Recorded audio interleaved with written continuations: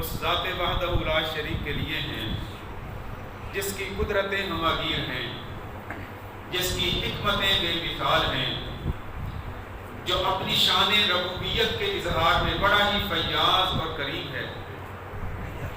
تمام تر درود و سلام اس ذات والا صفات کے لیے ہیں جو انتخاب پروردگار ہیں۔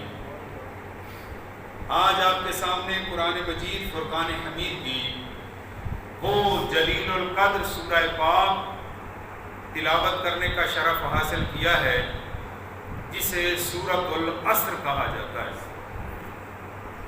دعا ہے پروردگار عالم حق کہنے کی توفیق عطا فرمائے، ہم سب کو حق کہنے کی، حق کو حق سمجھنے کی، حق بیان کرنے کی اور حق بات پر عمل کرنے کی توفیق عطا فرمائے۔ یہ الفاظ کے اعتبار سے مختصر صورت ہے، لیکن معانی و مفہوم کے اعتبار سے یہ ایک بحر ذخار ہے۔ پروردگار عالم نے، مفسرین کرام فرماتے ہیں کہ یہاں والعصر کہہ کر اللہ پاک نے اپنے محبوب کے زمانہ نبوت کی قسم اٹھائی ہے اور فرمایا والعصر، مجھے قسم ہے زمانے کی، ان الانسان لفی خسر، بے شک انسان خسارے میں ہے، الا الذین آمنوا وعملوا الصالحات، مگر وہ لوگ خسارے میں نہیں ہیں جو ایمان لائے اور جنہوں نے نیک عمل کیے، وتواصوا بالحق وتواصوا بالصبر، اور وہ آپس میں ایک دوسرے کو حق بات کی تاکید اور صبر کی تلقین کرتے رہے، وہ لوگ خسارے میں نہیں ہیں۔ اور جو ان چار صفات سے محروم ہیں وہ انسان گھاٹے میں ہیں، نقصان میں ہیں، خسارے میں ہیں۔ ہم سب اہل ایمان، اہل اسلام اللہ تعالیٰ کا شکر ادا کرتے ہیں کہ پروردگار عالم نے ہمیں اپنی مخلوق بنایا اور اپنی ذات پر اور اپنے محبوب کی ذات پر ایمان لانے کی توفیق بخشی۔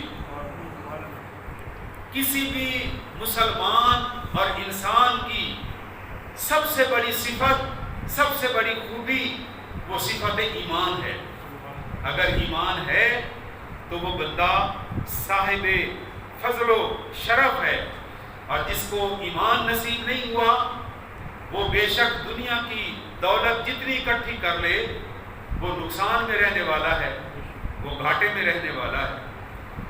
اب جب ہم اہل اسلام کے زمرہ میں داخل ہو گئے اللہ کے فضل و کرم سے، تو اب جو چار صفات یہاں بیان فرمائی گئی ہیں، صاحب ایمان ہونا، صاحب نیک عمل ہونا، ایک دوسرے کو صبر کی تلقین کرنا اور حق بات کی تاکید کرنا، یہ ہماری ڈیوٹی ہے ایز اے مسلم۔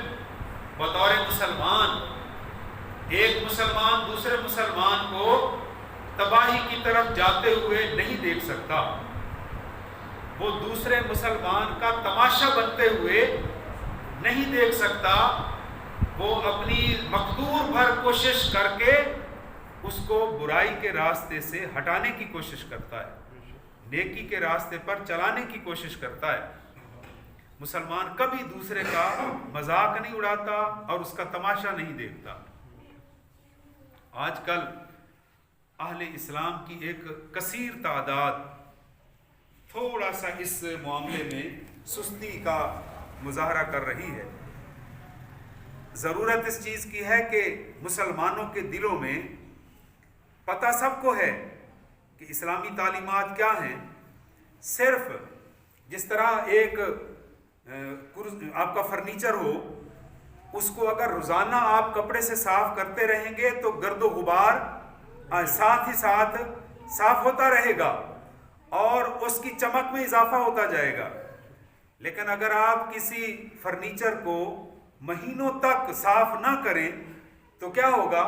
ہر روز गर्द व गुबार की तय उसके ऊपर जमा होती जाएगी और उसका हुस्न उस गर्द व गुबार में छुप जाएगा।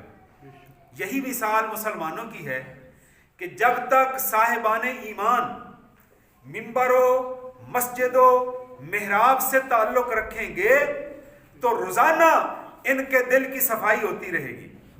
दुनिया की मोहब्बत की गर्दो गुबार जो इनके दिल पर जम जाती है, इनके अकल पर पर्दा डाल देती है, अल्लाह के ज़िक्र से, नबी पाक अलैहिस्सलाम के दरूद सलाम की बरकत से रोज़ाना दिल और दिमाग साफ हो जाते रहेंगे और इनको तालीमात इस्लामी पर अमल करना आसान से आसान तर होता जाएगा। लिहाजा हदीस पाक से मदद लेते हैं कि हदीस पाक के बगैर कुरान करीम की समझ नहीं आ सकती।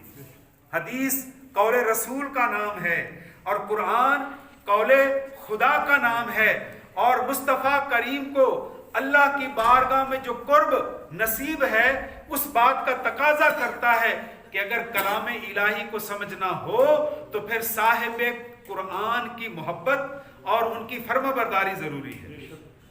तो नबी पाक अलैहिस्सलातु वस्सलाम ने एक हदीस पाक में इरशाद फरमाया कि जब भी मुसलमान, ज़ाहिर हर एक पे आजमाइशें आती हैं, सदा खुशी में कोई भी नहीं रहता, ना सदा कोई गम में रहता है।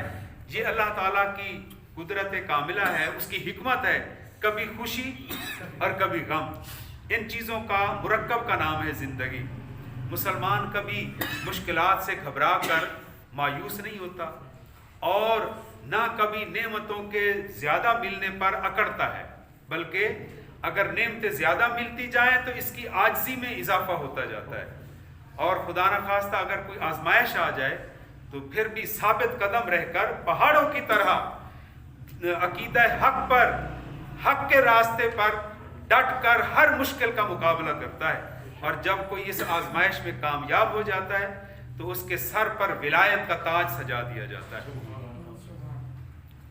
तो नबी पाक अलैहिस्सलातु वस्सलाम ने हदीस पाक सोच से, इस परागंदा सोच से महफूज फरमाए, अपने जहनों को साफ रखें। अगर कोई दूसरा मुश्किल में मुब्तला हो जाए तो अल्लाह की बारगाह में दुआ करें, या अल्लाह मुझे भी इस आजमाइश से बचा और जो मेरा भाई इस आजमाइश में मुब्तला है इसको भी रिहाई अता फरमा, इसको भी रिहाई और इस परेशानी से निजात अता फरमा। और जो खुशियाँ मनाते हैं वो कम ज़र्फ लोग होते हैं जो दूसरे की तकलीफ पर खुशी मनाते हैं। खुशी, ऐसी खुशी है ही नहीं, बल्कि उस खुशी की उम्र इतनी थोड़ी है कि जैसे ही आपका मुखालिफ उस तकलीफ में मुब्तला हुआ, आप 1 या 2 लम्हे के लिए खुश होंगे, फिर खुशी ख़त्म हो जाएगी। लेकिन वो खुशी जो दूसरे का भला करने के बाद आपको मिलती है, वो खुशी हमेशा होती है, फॉर एवर होती है, वो कभी ख़त्म नहीं हो सकती। और यही खुशियाँ ही तो जो हमसे छीन गई हैं। ये खुशियाँ जब से हमसे छीनी हैं तब से हर बंदा ज़हनी परेशानियों में मुब्तला हो गया है। आइए ज़हनी और कल्बी परेशानियों से बचने के लिए दूसरों का भला सोचें, दूसरों को फ़ायदा पहुँचाएं। अगर फ़ायदा ना पहुँचा सकते हों तो दूसरों का नुकसान न करें। हमारे हाथ से, हमारी ज़बान से दूसरों का, मुसलमानों का नुकसान नहीं होना चाहिए। अल्लाह तबारक व तआला हमें वो सोज़ो गुदाज वाला दिल अता फरमाए जो दूसरे के दुख पर आंसू बहाने लग जाए। वो लोग कितने अजीम हैं जो दूसरों की तकलीफ़ को देखकर खुद रोने लग जाते हैं।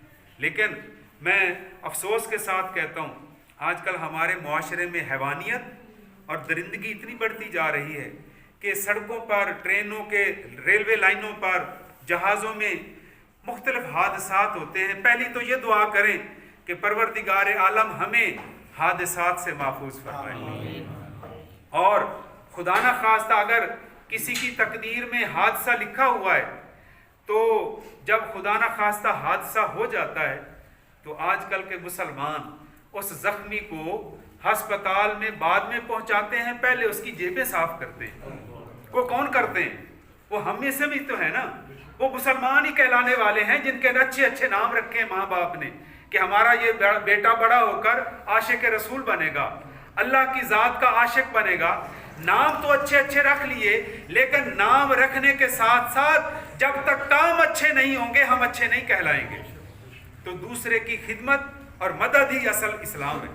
تو حضرات محترم، اللہ پاک یہ سوز و گداز عطا فرمائے، اور جنہوں نے یہ بات سمجھ لی وہ کامیاب و کامران ہو گئے۔ میں آپ کے سامنے حضرت سلطان ابراہیم بن ادھم جو بلخ ملک کے بادشاہ تھے، سلطان تھے، پہلے شاہانہ زندگی بسر کیا کرتے تھے، آخر ایک دن ایسا پلٹا کھایا کہ شاہانہ زندگی ترک کر کے فقیری اختیار کر لی، درویشی اختیار کر لی۔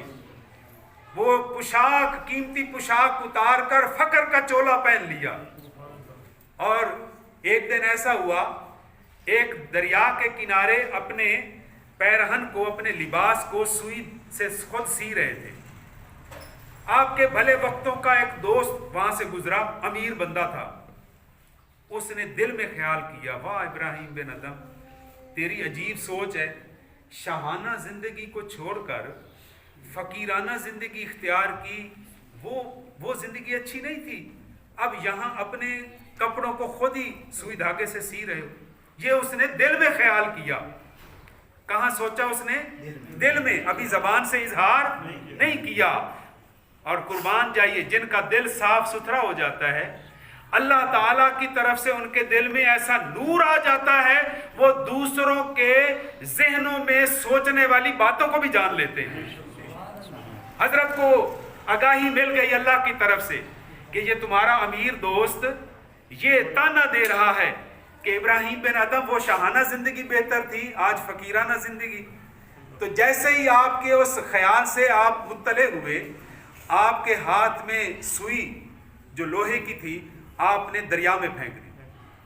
وہ بندہ کھڑا دیکھ رہا تھا۔ آپ نے فرمایا، اے دریا کی مچھلیوں، جلدی سے میری سوئی ڈھونڈ کر لے آؤ۔